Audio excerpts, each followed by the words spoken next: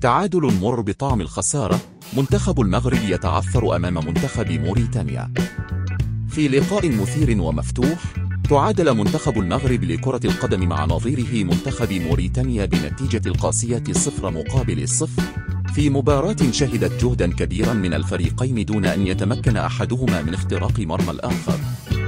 كان منتخب المغرب يطمح في تحقيق الفوز وتحقيق نتيجة إيجابية في هذه المباراة، خاصة وأنها كانت فرصة للاستعداد للتحديات القادمة وبناء الثقة قبل المشاركة في البطولات المقبلة.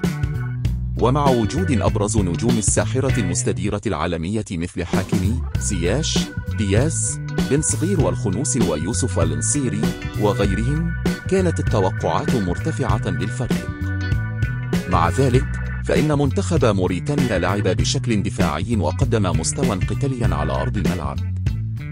وعلى الرغم من الفرص العديدة التي أتيحت لمنتخب الأسود، لم يتمكن أحدهم من ترجمتها إلى أهداف. من المؤكد أن هذا التعادل سيكون درسا مهما لمنتخب المغرب، حيث يجب عليه التحلي بالتركيز والتألق في المباريات القادمة. بالرغم من النتيجة المخيبة للآمال، يجب على الفريق الاستفادة من هذه الخبرة والعمل على تحسين أدائه في المباريات القادمة.